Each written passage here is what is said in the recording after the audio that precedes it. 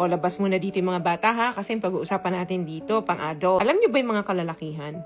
Ayaw nila ng yes.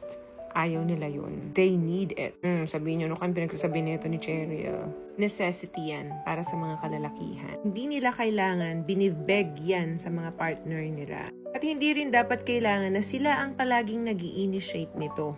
Doon sa mga asawa nila, projection yan eh. Sa una, once na hiningi nila sa inyo yan at na-reject sila, okay, sasabihin yan, okay, it's okay. Baka wala sa mood. And second time na ni-reject mo yan, hindi na uli pag-a-approach yan sa'yo.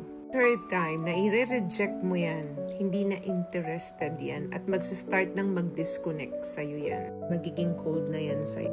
Pag natapos yung movie pinapanood nyo, papatayin nyo yung TV and tatalikod na yan sa'yo. Kasi bakit? Nagdamdam siya, nagalit siya, na-disappointed na siya na kailangan niya pang makipag-away dun sa mga bagay na dapat hindi naman binibeg sa'yo.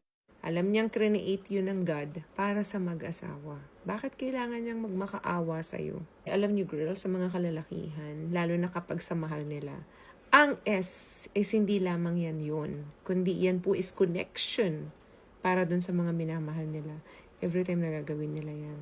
Doon niya kasi nararamdaman yung acceptance, yung affirmation, yung closeness doon sa mga partner niya.